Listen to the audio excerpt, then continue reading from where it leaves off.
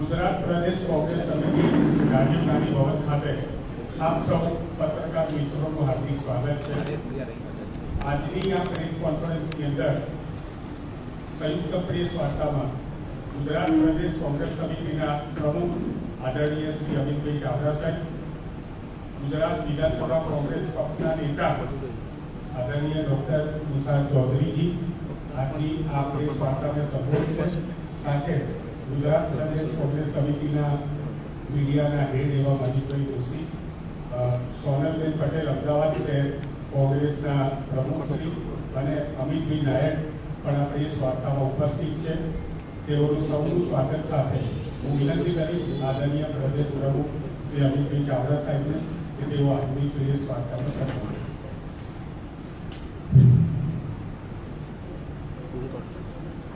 આજની પ્રેસ વાર્તામાં हमारे साथ खास उपस्थित विधानसभा कांग्रेस पक्ष नेता आदरणीय तुषार भाई चौधरी, शहर कांग्रेस समिति प्रमुख श्री सोनल पटेल, प्रदेश कांग्रेस समिति मीडिया कोऑर्डिनेटर डॉक्टर मनीष भाई जोशी, हेमंत भाई, अमीश भाई, तमाम प्रेस मीडिया मित्रों आ प्रेस वार्ता में हार्दिक स्वागत कर। आप सब जानो छो आखा गुजरात में स्थानिक स्वराज्य संस्थाओं की चूंटणीओ दूर है। एसआईआरनी प्रक्रिया ने कारणे आ चूंटणीओ में विलंब थयो ने आगामी टूंक समय में स्थानिक स्वराज्य चूंटणीओ योजावानी छे। त्यारे गुजरात में 15 महानगरपालिका की 1044 बैठकों पर चूंटणीओ योजाशे। 34 जिला पंचायत की लगभग 1084 बैठकों पर चूंटणीओ योजावानी। 262 तालुका पंचायत की 5214 बैठकों पर चूंटणीओ योजाशे અને સાથે સાથે 83 જેટલી નગરપાલિકાની 2596 જેટલી બેઠકો પર ચૂંટણી યોજાવાની। આમ જોવા જઈએ તો આખા ગુજરાતના 55% વિસ્તારમાં लगभग 10,000 જેટલી બેઠકો પર સ્થાનિક સ્વરાજની ચૂંટણીઓ યોજાવા જઈ રહી છે। ત્યારે કોંગ્રેસ પક્ષને અમારા સંગઠન દ્વારા તમામ રીતે ચૂંટણીની તૈયારીઓ પૂર્ણ કરવામાં આવી છે। તાલુકા કક્ષાએ, શહેર કક્ષાએ, વોર્ડ કક્ષાએ અને જિલ્લા કોંગ્રેસ સમિતિઓ દ્વારા લોકો વચ્ચે જવાના કાર્યક્રમો કર્યા, લોકોની સાથે સંવાદ પ્રસ્થાપિત કર્યો। महानगरों में कांग्रेस आपके द्वार कार्यक्रम द्वारा लोगों तो मैनिफेस्टो बने, लोगों प्रश्नों ने सांभळ्या अने हवे आखरी स्वरूप उम्मीदवारों की पसंदगी की प्रक्रिया करवा जई रह्या छे। त्यारे गुजरात प्रदेश कांग्रेस समिति द्वारा आखा गुजरातना तमाम महानगरों, तमाम नगरपालिका विस्तारों, तमाम जिला ने तालुकाओं में आगामी स्थानिक स्वराजनी चूंटणी लड़वा मांगता उम्मीदवारों ने रूबरू सांभळवा माटेनो कार्यक्रम नक्की करवामां आव्यो छे। आगामी 11 मार्च थी शरूआत करीने 20 मार्च सुधीमां आखा गुजरातना तमाम महानगरों, नगरों, तालुकाओं ने जिल्लाओमां संभावित उम्मीदवारोने रूबरू मुलाकात करी एमने सांभळवामां आवशे के पेनल बनाववानी कार्यवाही करवामां आववानी छे। साथे साथे आप सौ जानो छे जे रीते गुजरात में एसआईआरनी प्रक्रिया थई, ये पहला तमे कहता था कि गुजरात की मतदार यादी शुद्ध नहीं, एमां मोटा प्रमाण में घोटाळा छे अने मोटा प्रमाण में वोट चोरी थई रही छे। त्यारे एसआईआरनी यादी बहार पड़ी एनाथी स्पष्ट थयुं के मोटा प्रमाण में वोट चोरी आटला वर्षोथी चालती हती। खोटा डुप्लिकेट અને બોગસ મતદારોના આધારે ચૂંટણીઓ જીતવામાં આવતી હતી અને એસઆઈઆર પછી જે મતદાર યાદી બહાર પાડી એમાં 70 લાખ જેટલા મતદારોના નામ કમી થયા। એ બતાવે છે કે પાછલા 20 વર્ષમાં જે ચૂંટણીઓ થઈ એ આ બોગસ મતદાર યાદીના આધારે ચૂંટણીઓ થતી હતી। અને આપ સૌ જાણો છો કે અત્યારે મોટા ભાગની તમામ સ્થાનિક સ્વરાજની સંસ્થાઓમાં ભારતીય જનતા પાર્ટીનું શાસન, भाजपा शासकोए आ स्थानिक स्वराज्य संस्थाओं भ्रष्टाचार को अड्डो बनावी दीधो। ज्यां सुधी कमीशन कमलम में ना पहुंचे ત્યાં સુધી કોઈ પણ જગ્યાએથી કોન્ટ્રાક્ટ આપવામાં આવતા નથી. 30% કમિશનની આ સરકાર છે. સાથે સાથે આપણે બધાએ અનુભવ્યું કે પહેલા જ વરસાદમાં રસ્તાઓ ધોવાઈ જાય છે. હજુ તો પાણીની ટાંકીનું ટેસ્ટિંગ થતું હોય ત્યારે પાણીની ટાંકી તૂટી પડે છે અને પ્રજાના જે પરસેવાના ટેક્સના પૈસા છે એની ઉગાડી લૂંટ આ સ્થાનિક સ્વરાજની સંસ્થાઓમાં ભારતીય જનતા પાર્ટીના શાસકો કરી રહ્યા છે.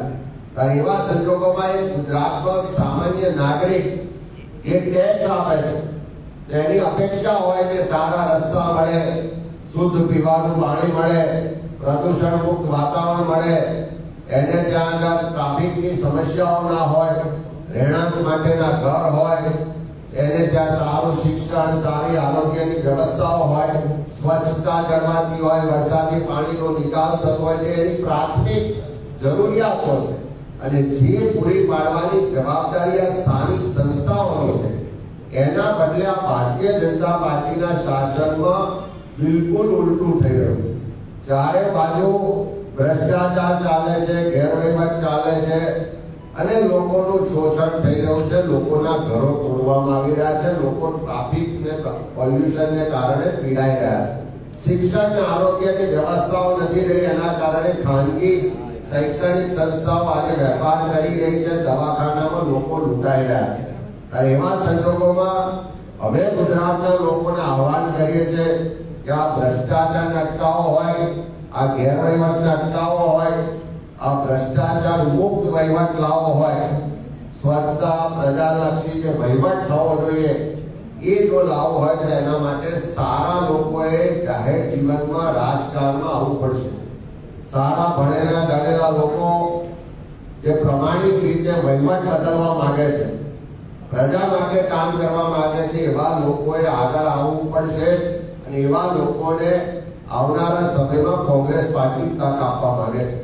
જેમ દુનિયાના મોટા તત્વચિંતકોએ કીધું છે કે ખોટું કરવા વાળા જેટલા ગુનેગાર છે એના કરતા મોટા મોડે સહન કરવા વાળા એનાથી મોટા ગુનેગાર છે. ત્યારે ક્યાં સુધી આ ભ્રષ્ટાચારી શાસનને મોંઘા મોડે સહન કરશો? ત્યાં સુધી તમારા પરસેવાના ટેક્સના પૈસાની જે લૂંટ ચાલી રહી છે એની સામે ચૂપ રહેશો? ત્યાં સુધી આવા ખોટા લોકોને શાસન કરવા દેશો? અમે ગુજરાતના તમામ જાહેર જીવનમાં કામ કરતા નાગરિકોને, આગેવાનોને, કાર્યકરોને, સંસ્થાઓ સાથે જોડાયેલા પ્રતિનિધિઓને કહેવા માંગીએ છીએ કે આવો, કોંગ્રેસ પાર્ટી તમને પ્લેટફોર્મ આપવા માંગે છે જ્યાંથી તમે સ્વચ્છ અને સારો વહીવટ કરવા માટે ભાગીદાર થઈ શકો છો, ભ્રષ્ટાચાર સામેની લડાઈનું નેતૃત્વ લઈ શકો છો, લોકોના હક અધિકારની લડાઈ લડી શકો છો અને પ્રજાભિમુખ વહીવટ થાય અને જનતાને ટેક્સના સામે સુખાકારી મળે, સુવિધા મળે એવું શાસન આપવા માટે તમારી જે યોગ્યતા છે, તમારું જે નેતૃત્વ છે એને કોંગ્રેસ પાર્ટી આવનારા સમયમાં તક આપશે. ખાસ કરીને ગુજરાતમાં 15 મહાનગરોમાં ચૂંટણીઓ થવા જઈ રહી છે. ત્યારે 15 મહાનગરોમાં શિક્ષિત, સક્ષમ લોકોની વચ્ચે કામ કરતા વિવિધ સામાજિક સંસ્થાઓ, શૈક્ષણિક સંસ્થાઓ અને રાજકીય રીતે જે આગેવાની કરે છે એવા લોકો કોંગ્રેસ પાર્ટીમાં વિચારધારા સાથે જોડાય અને ઉમેદવારી કરવા માંગતા હશે તો એમના માટે ઓનલાઈન પ્લેટફોર્મ પર અમે આજે QR કોડ જાહેર કરીએ છીએ. આ QR કોડ સ્કેન કરી અને કોઈ પણ વ્યક્તિ આ 15 મહાનગરોમાં પોતાની ઉમેદવારી માટેનું ફોર્મ ભરી શકશે અને એમની માહિતી આવ્યા પછી 11 તારીખથી 20 તારીખ સુધી બધાને રૂબરૂ સાંભળી અને એના માટેની પેનલો તૈયાર કરવામાં આવશે. આપણે બધા જાણીએ છીએ કે જે રીતે અનામતની વ્યવસ્થાઓ છે કે 50% બેઠકો મહિલાઓ માટે અનામત છે. સાથે સાથે SC, ST, OBC વર્ગના લોકો માટે પણ અનામત બેઠકોની વ્યવસ્થા છે.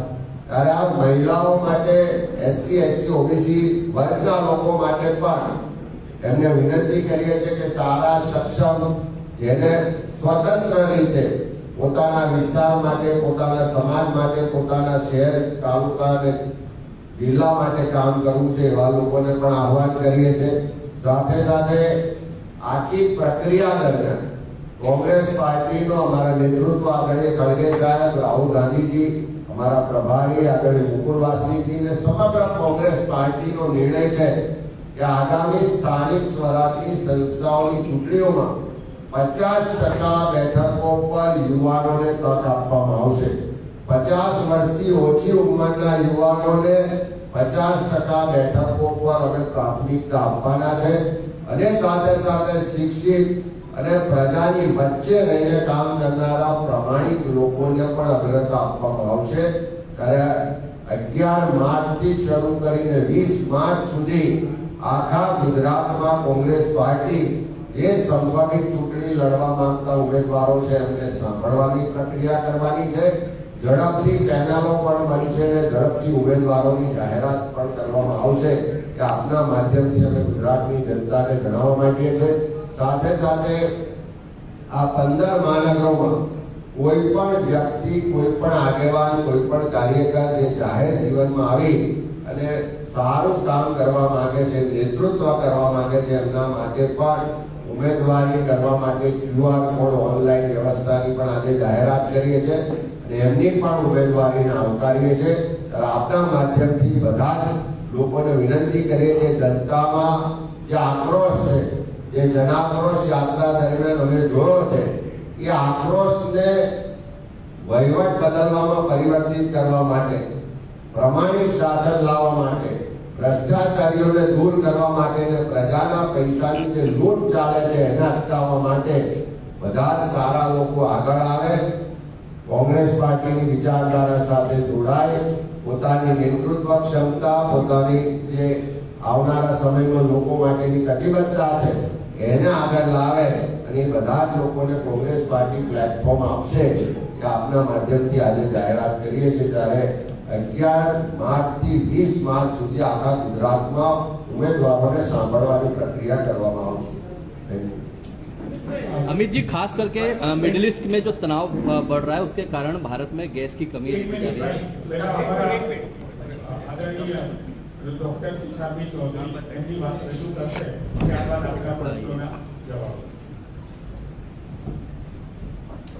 આ વિષય પતી જાય પછી બીજા વિષય હોય.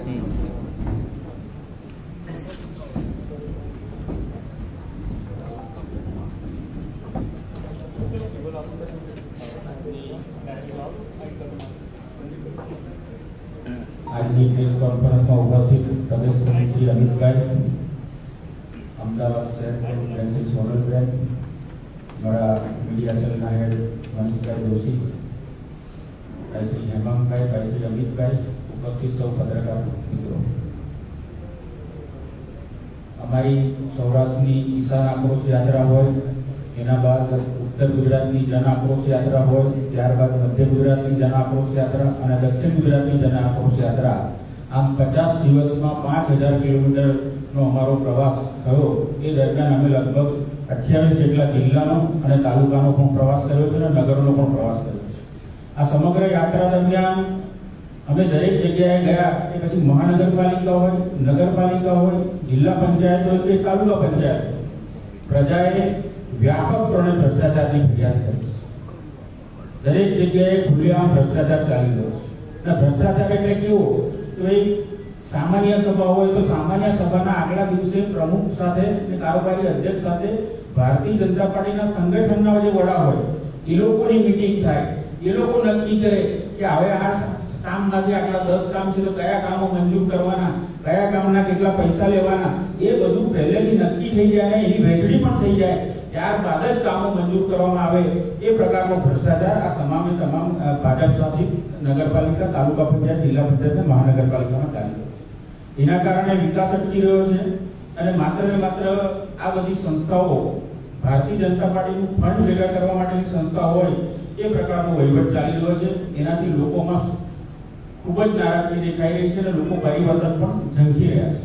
સાથે સાથે અમિતભાઈ જે વાત કરી કે SIR પ્રક્રિયામાં ગુજરાતમાં 73,73,000 મતોનો ઘટાડો થયો. 2022ની આપણે લોકસભાની ચૂંટણીના સંદર્ભમાં વાત કરીએ તો ભારતીય જનતા પાર્ટી અને કોંગ્રેસ વચ્ચે મતોનો તફાવત ફક્ત 80 લાખ મતોનો. હવે 80 લાખ મતોમાંથી 73 લાખ મતો જો ઘટી જાય તો હવે તફાવત 8 લાખની અંદર આવી ગયો છે. હવે એમાં હું તમને વાત કરું તો અમદાવાદ અને સુરત શહેરની 23 વિધાનસભાની બેઠકો એવી છે કે એમાં 47,000 થી 1,94,000 મતોનો ઘટાડો થયો છે. આપણે અત્યારે વાત કરીએ માનનીય મુખ્યમંત્રીશ્રીની પોતાની ઘાટલોડિયા બેઠક પર 97,000 મત ઘટી ગઈ. આપણે નાયબ મુખ્યમંત્રી હર્ષભાઈની વાત કરીએ તો એમની બેઠક પર પણ 85,000 મતનો ઘટાડો થયો છે. એટલે આ જે મતનો ઘટાડો થયો છે એ બોગસ મતો હતા. એ બોગસ મતો ભારતીય જનતા પાર્ટીને જ ખબર હતી ને એમના બે પ્રમુખો જ એના મતદાન કરાવતા હતા. એટલે આ જે મતોનો ઘટાડો થયો છે એના કારણે આવનારી નગરપાલિકા મહાનગરપાલિકામાં બી આશ્ચર્યજનક પરિણામો જોવા મળશે. અને આ વખતે અમે નક્કી કર્યું છે કે અમારા જે ઉમેદવારો છે અમે સંભવિત અમે નગરપાલિકા હોય કે મહાનગરપાલિકા અમે મેયર પદના ઉમેદવાર પણ અમે જાહેર કરીશું કે ભાઈ અમારે આ શાસન આવશે તો અમારો મેયર આ હશે. એ રીતનું પણ અમે જાહેરાત આ વખતે કરવા જઈ રહ્યા છે. અને જે પ્રકારનો પ્રતિસાદ અત્યારે મળી રહ્યો છે એટલે ઉમેદવારો પણ અમને સારા મળશે અને આ વખતે અમે તાકાતથી આ તમામ ચૂંટણીઓ લડવા જઈ રહ્યા છીએ. પ્રમુખ શ્રી, આપણે જે ઉમેદવારો સાંભળવાના એ જેટલા વાર મહાનગરપાલિકા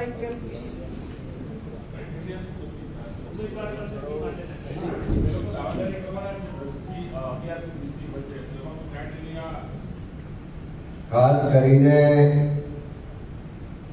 જે અનામત વ્યવસ્થા છે 50% મહિલાઓ માટે અનામત છે, SC ST OBC વર્ગ માટે અનામત છે. કોંગ્રેસ પાર્ટીએ પહેલી પ્રાથમિકતા આ વખતે યુવાનોને આપવાનું નક્કી કર્યું છે. 50% બેઠકો 50 વર્ષથી ઓછી ઉંમરના યુવાનોને આપવામાં આવશે. ખાસ કરીને ભણેલા ગણેલા જે શિક્ષિત લોકો છે અને પ્રજા વચ્ચે કામ કરનારા સામાજિક સેવકો છે, સ્વૈચ્છિક સંસ્થાઓ સાથે જોડાયેલા લોકો છે, સામાજિક સંસ્થાઓ સાથે જોડાયેલા લોકો છે અને ભારતીય જનતા પાર્ટીના જે ભ્રષ્ટાચારી શાસન સામે પ્રામાણિકતાથી કામ કરતા સંઘર્ષ કરતા જે યુવાનો છે એમને પ્રાથમિકતા આપવામાં આવશે. ખાસ કરીને અનેક વિસ્તારો એવા છે કે જેમાં સમાજના જુદા જુદા વર્ગને પ્રતિનિધિત્વ આપવાની જરૂરિયાત છે. જેમ કે કોઈ શહેર હોય તો લારી ગલ્લા પાથરણા વાળા છે, રિક્ષા ડ્રાઈવર છે, એમને રોજબરોજ હેરાનગતિ થાય છે તેમનામાંથી પણ કોઈને પ્રતિનિધિત્વ કરવાની તક આપવામાં આવશે. અલગ અલગ વિસ્તારોમાં જે હજારોની સંખ્યામાં ગરીબોના ઘરો પર બુલડોઝર ચલાયા એવા વિસ્તારોમાં જે કામ કરનારા કાર્યકરો છે કાં તો જે પીડિત પરિવારો છે એમાંથી પણ કોઈ આ ભ્રષ્ટ શાસન સામે લડવા માટે તૈયાર હશે તો એવા પીડિત પરિવારોના પ્રતિનિધિઓને પણ તક આપવામાં આવશે. ખાસ કરીને જે મહાનગરો છે એમાં શિક્ષિત સ્વચ્છ પ્રતિભાવાન ચહેરાઓને વધારે પ્રાથમિકતા આપવામાં આવશે ને ગ્રામ્ય વિસ્તારો છે એમાં ગ્રામ્ય કક્ષાએ સ્થાનિક કક્ષાએ સર્વસંમતિથી જે લોકોને પસંદ કરવામાં આવશે એ જ કોંગ્રેસ પાર્ટીનો ઉમેદવાર હશે. આ વખતે એ પણ નક્કી કરવામાં આવ્યું છે કે ઉમેદવાર પસંદગીની આખી પ્રક્રિયા સ્થાનિક કક્ષાએ કરવામાં આવશે. એટલે કે નગરપાલિકા હોય તો નગરપાલિકાની જે ચૂંટણી સમિતિ છે એ લોકો જ ઉમેદવારોની પસંદગીની પ્રક્રિયાને મોટે ભાગે આખરી ઓપ આપશે. તાલુકા કક્ષાએ, જિલ્લા કક્ષાએ અને મહાનગર કક્ષાએ પણ ઉમેદવારની પસંદગીની મોટા ભાગની તમામ પ્રક્રિયા સ્થાનિક કક્ષાએ પૂર્ણ કરવામાં આવશે. પ્રદેશ સમિતિ દ્વારા એમાં સીધો હસ્તક્ષેપ કરવામાં નહીં આવે. જે સંગઠન સૃજન અભિયાન અંતર્ગત સ્થાનિક કક્ષાએ નવા સંગઠનને નિમણૂક કરવામાં આવી છે તમામ લોકો આજે પ્રજા વચ્ચે જઈને કામ કરી રહ્યા છે ને એમની પ્રાથમિકતા, એમની પ્રાયોરિટી જે હશે એને અગ્રતા આપવામાં આવશે. વૈષ્ણવજન તો તેને કહીએ જે પીડ પરા